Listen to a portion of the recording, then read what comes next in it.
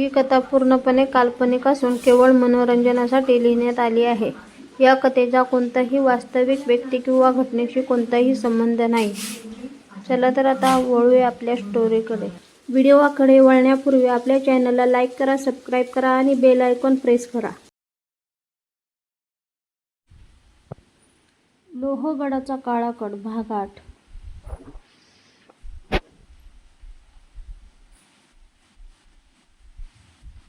गुहेतील त्या जुन्या सिंदुकातून मिळालेला कॅमेरा आर्यनने काळजीपूर्वक हातात घेतला. अनेक वर्षांची धूळ त्यावर साचली होती, पण तो अजूनही व्यवस्थित होता. समीरने त्यातील मेमरी कार्ड काढून जवळच्या जुन्या व्हिडिओ प्लेअरमध्ये बसवलं.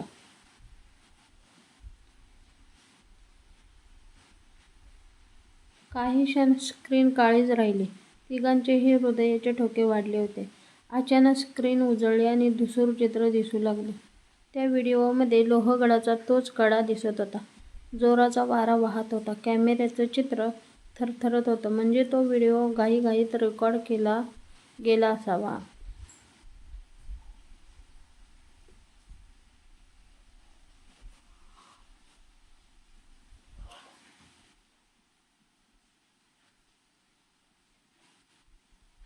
काही सेकंदांनी स्क्रीनवर एक अनोळखीचा चेहरा दिसला. आर्यनच्या डोळ्यात आश्चर्य दाटलं. तो त्याचे वडील होते. त्यांनी कॅमेऱ्याकडे पाहत शांत आवाजात बोलायला सुरुवात केली. जर हा व्हिडिओ माझ्या मुलापर्यंत पोहोचला असेल, तर याचा अर्थ मी सांगू इच्छितो असलेले सत्य अजून जिवंत आहे. आर्यन, प्रत्येक गोष्टीवर लगेच विश्वास ठेवू नकोस. तुला जे दिसतंय त्यामागे आणखी एक सत्य लपलेलं आहे.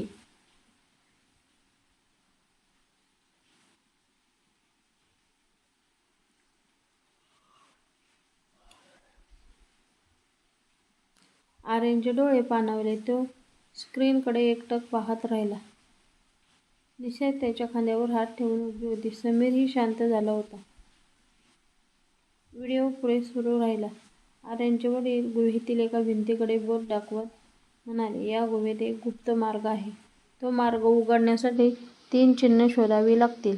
ती सापडली तर अनेक वर्षांपासून दडलेले रहस्य तुमच्यासमोर येईल. पण सावध, कारण काही लोक कोणतीही परिस्थितीत हे सत्य बाहेर येऊ देणार नाहीत.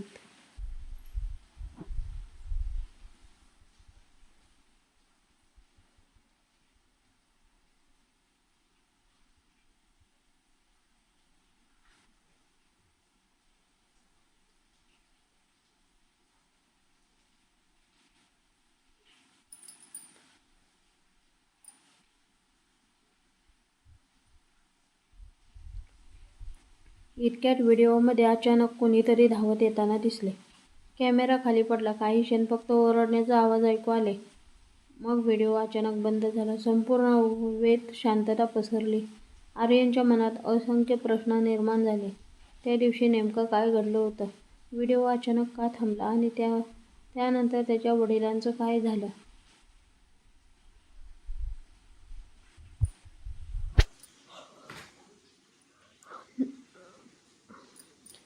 तेवढ्यात गुहेच्या आतून थंड वाऱ्याची झुळूक आली. भिंतीवर लावलेली जुनी मशाल आपोआप पेटली.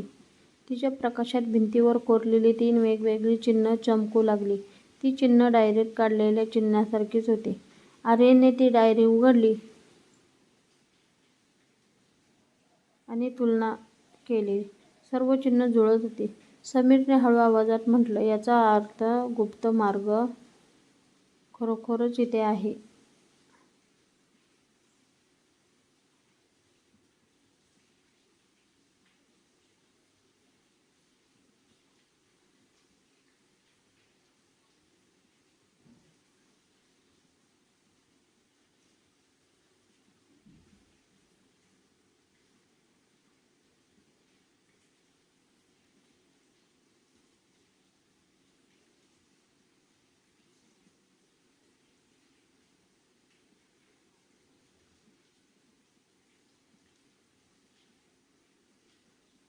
तिघेही त्या भिंतीजवळ गेले.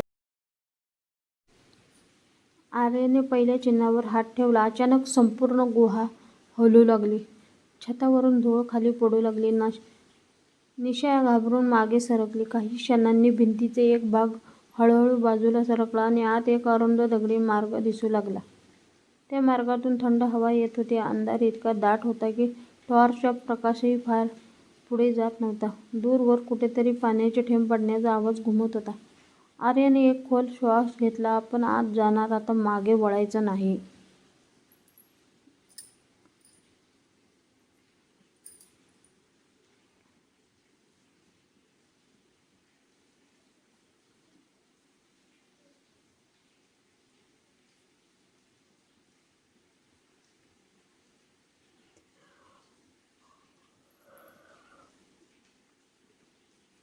तिघांनी टॉर्च घट्ट पकडल्या आणि त्या गुप्त मार्गात पाऊल टाकलं. त्यांना अजून माहीत नव्हतं की त्या मार्गाच्या शेवटी त्यांची वाट पाहत होतं असं एक सत्य, जे त्यांच्या तिघांचं आयुष्य कायमचं बदलून टाकणार होतं.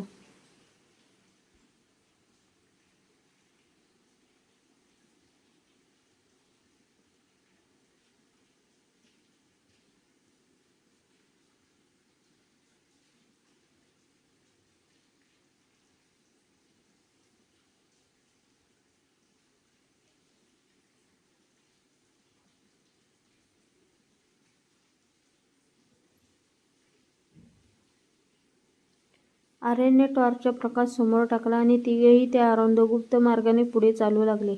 गुहेत इतकी शांतता होती की त्यांच्या श्वासाचाही आवाज स्पष्ट ऐकू येत होता. प्रत्येक पाऊल टाकताना जमिनीवर साचलेली धूळ उडत होती. भिंतीवरून पाण्याचे थेंब टपकण्याचा आवाज संपूर्ण मार्गात घुमत होता. काही ठिकाणी कोळ्यांची जाळी इतकी दाट होती की ती हाताने बाजूला सारावी लागत होती.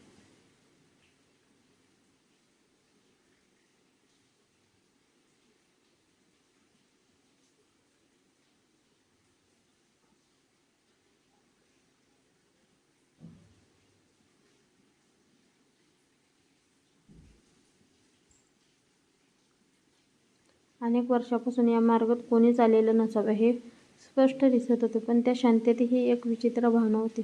जणू कुणीतरी त्यांच्याकडे पाहत होतं. काही अंतर चालल्यानंतर मार्ग अचानक दोन भागात विभागला.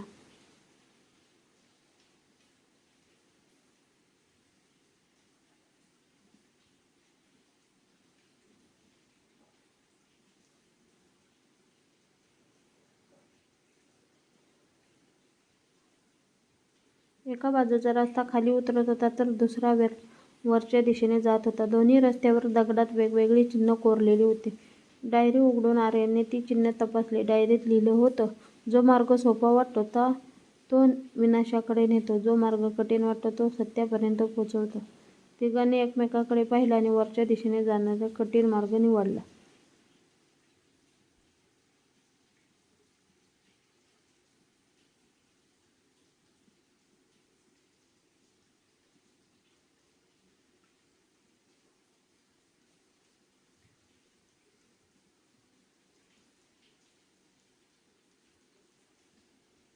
जसजसे ते वर चढत होते तसतसा वारा अधिक थंड होत होता. अचानक समीरच्या टॉर्चचा प्रकाश एका मोठ्या दगडी भिंतीवर पडला. त्या भिंतीवर अनेक जुनी नावं कोरलेली होती. त्यामध्ये आर्यनच्या वडिलांचं नाव तर होतंच, पण त्याच्या शेजारी आणखी एक नाव कोरलेलं होतं, विक्रम देशमुख. हे नाव पाहताच समीरच्या चेहऱ्यावर भीती पसरली. त्याचे हात थरथर कापू लागले.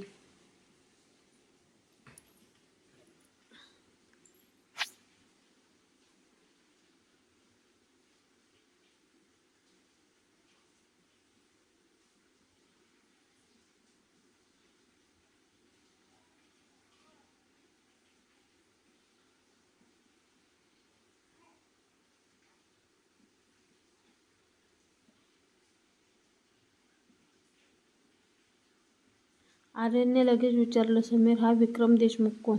समीर काही क्षण शांत राहिला. त्याच्या डोळ्यात अपराधीपणाची छटा होती. शेवटी तो हळू आवाजात म्हणाला, ते माझे काका होते, पण घरात त्यांच्या नावाचा उल्लेख सुद्धा केला जात नव्हता. हे ऐकून निशा हादरली. म्हणजे या रहस्याचा संबंध फक्त आर्यनच्या कुटुंबाशी नव्हता, तर समीरच्या कुटुंबाशीही होता.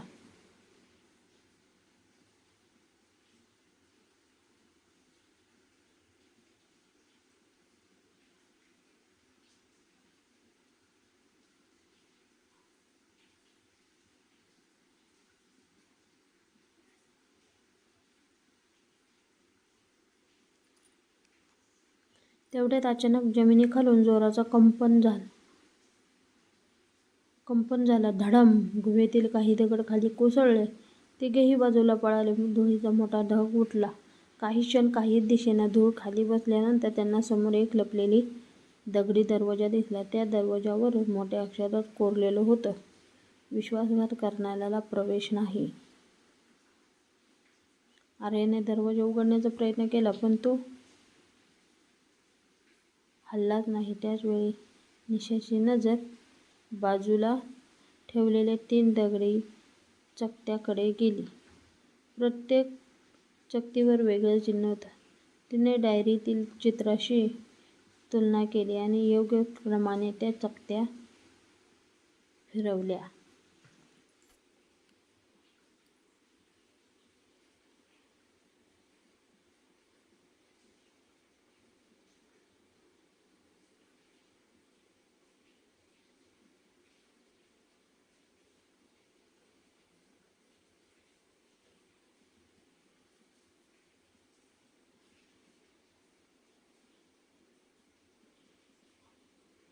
घर जड दगडी दरवाजा हळूहळू उघडू लागला.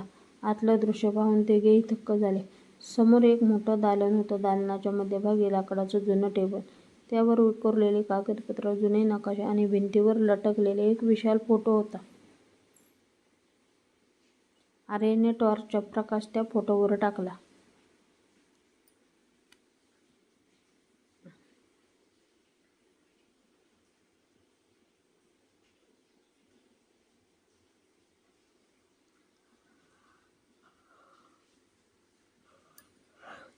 आणि त्यांच्या हातातून टॉर्च खाली पडली. त्या फोटोमध्ये त्याचे वडील समीरचे काका आणि त्यांच्या मधोमध उभा असलेला तोच रहस्यमय माणूस दिसत होता, जो काही दिवसांपूर्वी गुहेबाहेर त्यांना भेटला होता.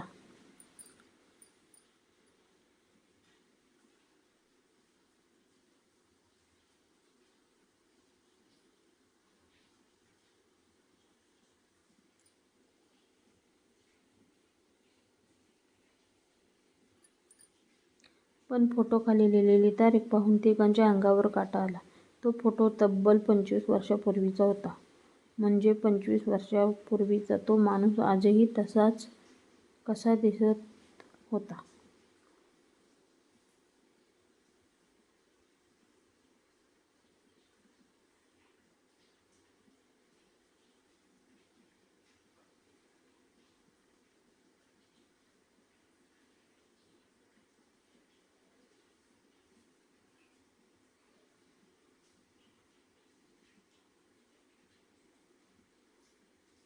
हा प्रश्न तिघांच्या मनात वादळ निर्माण करून गेला.